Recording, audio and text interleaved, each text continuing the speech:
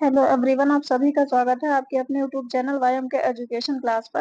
तो देखिए, UGC net के लिए हमने किया था कोर्स स्टार्ट, और बीच में जो है रिजल्ट आने के बाद फिर क्या होता है कि सारी चीजें चेंज होती हैं कि अब इसका एग्जाम कौन कंडक्ट कराएगा, कोई भी कराएगा, कुछ भी परिवर्तन हो, लेकिन ऐसा तो नहीं इस एग्जाम को बिल्कुल भी समाप्त कर दिया जाएगा। नहीं, तो हमें क्या करना है, पढ़ना है। तो कई दिनों से हम वीडियो नहीं लाए थे, तो आज फिर से हम स्टार्ट कर रहे हैं। फ्रेंड्स, थोड़ा सा मूड अपसेट था इसलिए, नहीं तो आज जो है या तो फिर पूरी तरीके से चैनल ग्रो ही हो चुका होता। तो हमें लगता है कि अब तो पूरी तरीके से मतलब हमको करना ही है, लेकिन मन नहीं माना कि हमको अपना प्रयास जो है करना चाहिए। तो आज फिर से हम लेके आए हैं छोटी सी वीडियो। देखिए, योग दर्शन यूनिट 1 में लगभग क्लास 5 होगी, क्लास 4 तक हो चुकी थी या शायद 6, लेकिन क्लास 5 हमें याद है यहाँ पे। तो योग दर्शन क्या होता है, देखिए योग दर्शन क्या है कि 6 आस्तिक दर्शन जो है, 6 आस्तिक दर्शनों में से क्या प्रमुख दर्शन माना जाता है। तो योग दर्शन कैसा दर्शन है ये भी ध्यान रखना, आस्तिक दर्शन है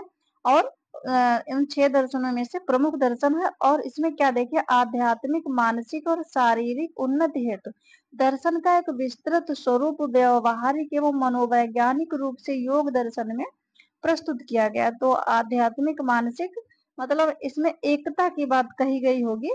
तो ऐसी जगह पे क्या होगा कि योग दर्शन ध्यान रखना। बाकी इसके शुरुआत किसने की थी, पतंजलि मुनि ने योग दर्शन की शुरुआत की थी। तो पतंजलि मुनि के योग सूत्रों से इसकी शुरुआत होती है। अब योग सूत्रों की सर्वोत्तम संख्या व्यास मुनि द्वारा लिखित किसमें, व्यास भाष्य से प्राप्त होती है। और इसमें बताया गया कि देखिए, मनुष्य अपने मन की, ये सिर्फ वृत्ति है, मनुष्य अपने मन की वृत्ति पर नियंत्रण स्थापित कर जीवन को सफल बना सकता है। मनुष्य अपने मन पर नियंत्रण करके मतलब कंट्रोल करके जीवन को सफल बना सकता है। जिस प्रकार देखिए, नमक जल में मिलाकर जल की समानता को प्राप्त हो जाता है। जैसे नमक को आप पानी में, जल में डालिए, फिर क्या होगा, वो उसमें घुल जाएगा, आपको मतलब बिना टेस्ट करे पता भी नहीं चलेगा कि इसमें नमक पड़ा, उसी के समान हो जाता है। तो उसी प्रकार क्या है कि जब मन वृत्त शून्य होकर आत्मा के साथ एकता को प्राप्त करता है, तो मन की उस अवस्था को क्या, समाधि कहा जाता है। तो क्या है कि जब मन इस संसार के माया मोह से वृत्त होकर, शून्य होकर आत्मा के साथ एक हो जाता है, इतना एक हो जाता है जैसे कि जल में नमक डालकर बिल्कुल भी सेम हो जाता। वैसे ही कि क्या होता, आत्मा के साथ मन सेम वैसे ही इतनी एकता हो जाती है उसमें, तो प्राप्त कर लेता। तो क्या होता, मन की उस अवस्था को ही समाधि कहते हैं। जैसे आपने यम नियम ये सारी चीजें पढ़ी हैं, तो उसमें जो समाधि आता है, तो समाधि किसको कहते हैं, उसी अवस्था को समाधि कहा जाता है। आत्मा और मन की एकता भी देखिए समाधि का ही फल है। तो समाधि होता क्या है ये भी आपने जान लिया। तो ये था योग दर्शन थोड़ा सा। उसके बाद में देखिए इसमें शिक्षा, योग दर्शन में शिक्षा क्या है, योग दर्शन और शिक्षा देखिए, मन संयम का अभिप्राय क्या है। अब कहते हैं कि मन को संयम रखिए, तो वही कंट्रोल, संयम का मतलब यहाँ पे कंट्रोल।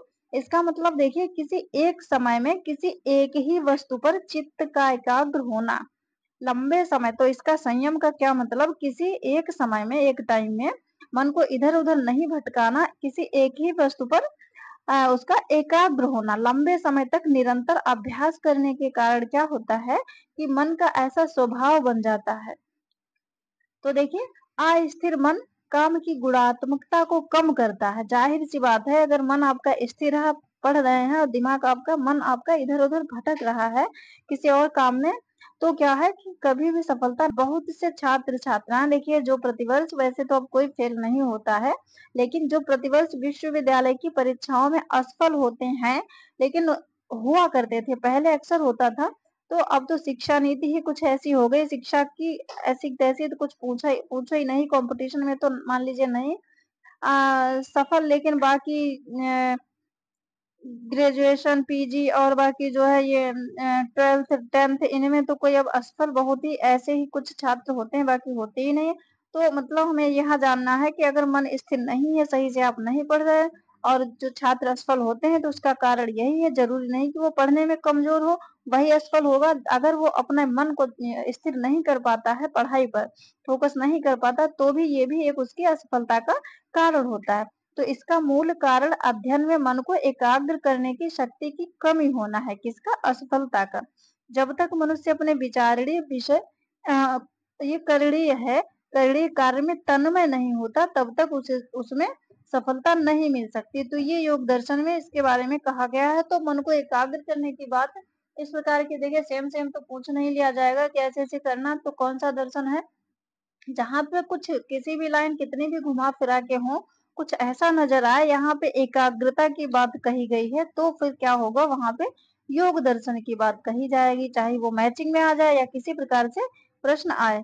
ये है योग दर्शन। उसके बाद में योग दर्शन में शिक्षा का उसकी प्रक्रिया, प्रोसेस कैसे क्या होती है, तो आज की ये वीडियो छोटी सी है।